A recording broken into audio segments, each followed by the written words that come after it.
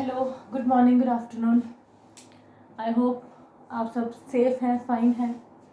तो नेक्स्ट हमारा जो लेक्चर है काइनेटिक्स का, that is kinetics of zero order reaction. तो ये चीज़ हम लोग डिस्कस कर चुके हैं कि ज़ीरो ऑर्डर रिएक्शन क्या होती है। ठीक है, ऑर्डर क्या होता है ये हम पिछले लेक्चर में डिस्कस कर चुके हैं। अगर आपने वो लेक्चर नहीं देखा तो पहले आप वो लेक्चर देख लो। तो सबसे पहले ज़ीरो ऑर्डर रिएक्शन क्या होती है मैंने मेंशन किया है, the reaction in which rate of reaction does not depend upon the concentration of any reactant are called zero order reaction। मतलब कि रिएक्शन जहाँ पर रेट ऑफ रिएक्शन जो है वो किसी भी कंसंट्रेशन टर्म पे डिपेंड नहीं कर रहा।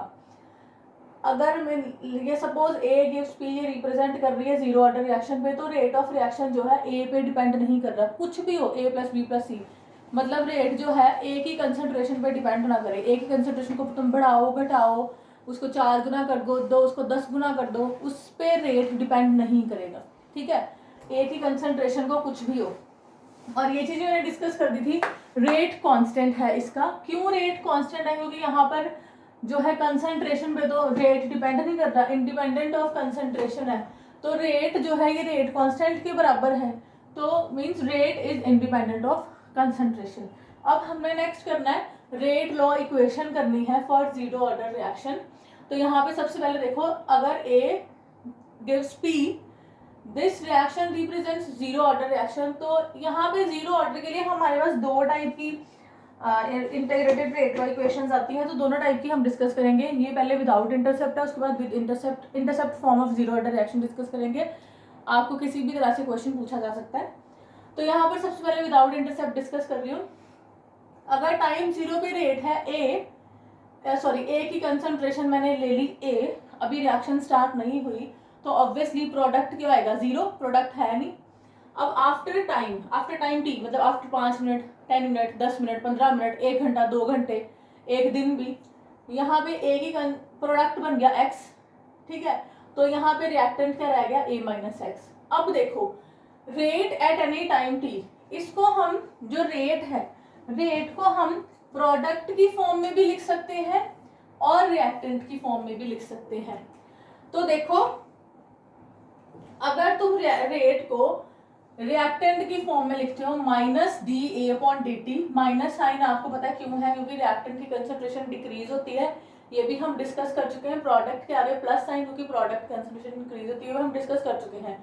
ठीक है, तो यहाँ पे plus D P upon D T. हाँ, और कहीं कहीं अगर आप कहीं कुछ क्वेश्चन सॉल्व कर रहे होगे तो ऐसा भी लिखा होगा। इसका मतलब आपको पता ही है, इसका मतलब है इग्नोर एनी साइन। मतलब अगर नेगेटिव भी आ रहा है बीच में तो उसको इग्नोर कर दो। ठीक है, तो ऐसा भी आपको किसी किसी बुक में लिखा मिल सकता है। अब नेक्स्ट देखो, minus D by D T, तो ए की कंसंट्रेशन क्या है? At any time T A minus X, तो minus D A upon D T, ये कांस्टेंट है तो ये जीरो होगी इसकी डिफरेंशिएशन। तो बचा गया हमारे plus plus D X by D T. अगर तुम प्रोडक्ट की फॉर्म में लेते हो तो D P by D T, तो यहाँ पे भी क्या बच गया हमारे पास? D X by D T. मतलब चाहे तुम रिएक्टेंट की फॉर्म में रेट ऑफ रिएक्शन लिखो, चाहे तुम प्रोडक्ट की फॉर्म में लिखो, it is D X by D T. ठीक है, तो यहाँ पे मैंने बता दिया। ये नेक्स्ट हर इंटीग्रेटेड में ये एक्सप्लेन नहीं करूंगी मैं। नेक्स्ट रेट लॉ इक्वेशन क्या है? मतलब रेट ऑफ रिएक्शन जो है D X by D T directly proportional to A. ठीक है, ए की पावर जीरो, क्योंकि जीरो ऑर्डर रिएक्शन है, कंसंट्रेशन पर तो डिपेंड नहीं करता, तो ये चीज वन ही होनी है। तो D X by D T directly proportional to at any time T, ये ए माइनस एक्स है तो यहाँ पे A minus X power zero. तो यहाँ पे D X by D T proportionality sign हम हटा रहे हैं, तो मैं यहाँ पे के नॉट लिख रही हूँ। के नॉट जो है ये है rate constant for zero order reaction. के वन होगा तो rate constant for first order reaction. तो के not is rate constant for zero order reaction. ठीक है, ए माइनस एक्स, ये पूरी टर्म तो आपको पता है, ये पूरी टर्म तो होगी भाई साहब 1। तो D X by D T is equals to K not. तो हमने डी एक्स को is equals to K not D T, ये डिफरेंशियल रेट इक्वेशन, इसको बोल दो, दोनों सेम ही है। अब इसको इंटीग्रेट करते हो, जब डी एक्स आ गया, के नॉट डी टी टी आ गया, तो x is equals to K not T, ये आपके पास आ गई integrated rate law equation. Integrated rate law equation for zero order reaction. ये तो एक तरीका था जीरो ऑर्डर रिएक्शन की इंटीग्रेटेड रेट लॉ लिखने के लिए। अब हम सेकंड टाइप करते हैं।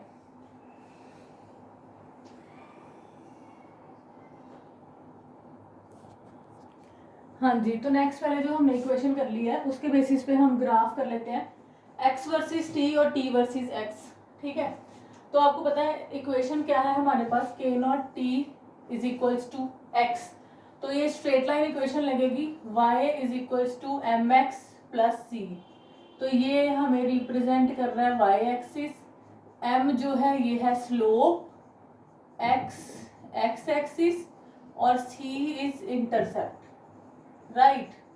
तो यहाँ पे फर्स्ट ग्राफ है हमारे पास x versus t, x versus t।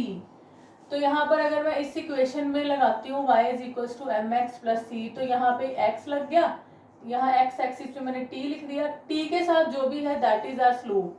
तो m जो है हमारे पास k नॉट, तो इंटरसेप्ट क्या है 0, इंटरसेप्ट 0 मतलब यहाँ से पास करेंगे, तो स्लोप के आगे हमारे पास k नॉट और इंटरसेप्ट के आगे हमारे पास 0। सेकेंड ग्राफ जो है हमारे पास, इसको उल्टा कर दिया, axis t versus x, t versus x। तो यहाँ पर k not t is equals to x, तो यहाँ पर हमारे पास y is equals to M X plus C में t है हमारे पास y एक्सिस पे, तो ये इधर जाएगा तो 1/k नॉट, ये x एक्सिस पे प्लस इंटरसेप्ट तो 0 है, बाकी सब कुछ सेम ही है, इंटरसेप्ट इज 0, बस स्लोप हमारी चेंज हुई, स्लोप इज 1/k नॉट। ठीक है जी, तो यहाँ पे बस स्लोप हमारे पास क्या आ गई 1/k नॉट। तो नेक्स्ट जो है, यस मैं बार बार चेक करती हूँ कैमरा ऑन है, क्योंकि कई बार कैमरा ऑन ही नहीं होता। नेक्स्ट है हमारे पास तो हाफ लाइफ टाइम। तो हाफ लाइफ टाइम क्या है, half life time is the time in which concentration of any reactant is reduced to half of its initial value। तो मीन्स t हमारे पास t हाफ है, तो यहाँ पर देखो x की वैल्यू कैसे निकालनी, यहाँ पे ये a माइनस एक्स है, तो x जो है ये a/2 हमारे पास कंप्लीट हुआ, तो a/2 निकाल के तो ये हमारे पास a/2 वैल्यू आ गई, जिसको हमने यहाँ पर डालना है। t is t half, x is a/2, तो t हाफ क्या आ गया a/2k नॉट, राइट। उसके बाद quarter life time, quarter life time क्या टाइम है, time taken for the completion of 1/4 of reaction. तो यहाँ पर क्या है, ये देखो a गिव्स p, ये टाइम 0 पे a है, ये 0 है, a माइनस एक्स, तो a x क्या कितना बना a/4, तो यहाँ पे a माइनस a/4, तो 4a माइनस a/4 3a/4 बच गया हमारे पास। ये हमें ये वाली क्वांटिटी को नहीं लिखना होता, हमने इसको कंसिडर करना होता है। तो यहाँ पे t क्या है, t 1/4 और t क्वार्टर लाइफ टाइम लिखते हैं, तो x क्या आ गया 3a/4। तो यहाँ पे इक्वेशन क्या थी, k not t is equals to x, तो t क्वार्टर लाइफ टाइम के आगे हमारे पास 3a/4 k नॉट। ठीक है, क्वार्टर लाइफ टाइम। तो अगर आप क्वार्टर लाइफ टाइम को लिखोगे तो देखोगे 3/2 इंटू टी हाफ, तो टी हाफ की वैल्यू आपको पता है ना, यहाँ पे 3/2 इंटू a/2 k नॉट, तो a/2 k नॉट क्या है हमारे पास टी हाफ, तो t quarter life time is equals to 3/2 into T half for 0 order reaction. Again I am repeating, ये क्वार्टर लाइफ टाइम में चेंज होना फर्स्ट ऑर्डर के लिए, तो यहाँ पे t क्वार्टर लाइफ टाइम और T half is a/2 k not. तो नेक्स्ट हम इसके भी कुछ ग्राफ डिस्कस कर लेते हैं हाफ लाइफ के, इसको हमने यहाँ पर डिस्कस कर ही रहे हैं। तो हाँ जी, तो देखिए अगर मैं यहाँ पे ग्राफ ड्रॉ कराती हूँ टी हाफ वर्सेस ए, और सेकेंड है मेरे पास ए वर्सेस टी हाफ, तो जब भी आपने ग्राफ ड्रॉ करना है तो पहले इक्वेशन लिख लो। तो इक्वेशन हमारे पास है T half is equals to a/2 k not, तो अगेन स्ट्रेट लाइन इक्वेशन लगेगी y is equals to M X plus C, Y axis पे हमने ले लिया टी हाफ, x है हमारे पास a, उसके साथ टर्म लगी है 1/2 k नॉट, वो हमारा स्लोप है, इंटरसेप्ट हमारे पास 0 है। तो अगर मैं T half versus a graph draw करती हूँ तो इंटरसेप्ट 0 है, पास करेगा यहाँ से, और स्लोप क्या है हमारे पास 1/2 k not and intercept is 0। अगर मैं a वर्सेस टी हाफ करती हूँ तो means a is equals to T half into 2 k naught आ जाता है। ठीक है, तो यहाँ पे y is equals to M X plus C, Y पे हमारा a है, y एक्सिस पे x इज टी हाफ, उसके साथ जो टर्म है इस 2 k नॉट हमारी स्लोप है।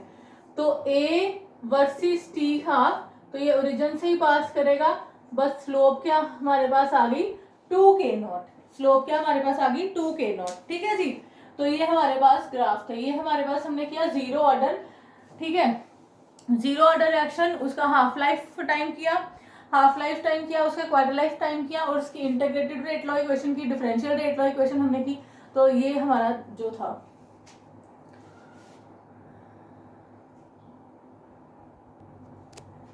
Next is intercept form of zero order reaction. यहाँ पे हम कुछ लिमिट लेंगे। लास्ट ईयर जब हम सॉरी लास्ट ईयर नहीं, लास्ट जो हमने डेरिवेशन की उसमें हमने इंटीग्रेशन की कोई लिमिट नहीं ली थी। तो यहाँ पे सेम रिएक्शन में ले रही हूँ, A gives B at time zero, ये सी नॉट है, ये जीरो है, एट टाइम टी ये सी टी है। हाँ, यहाँ पे मैंने अपने कन्वीनियंस के लिए ना यहाँ पे सी टी ले लिया और इसको मैंने सी नॉट माइनस सी टी कर दिया। बात तो सेम ही रहेगी कि प्रोडक्ट कितना बनेगा, सी नॉट माइनस सी टी, ठीक है।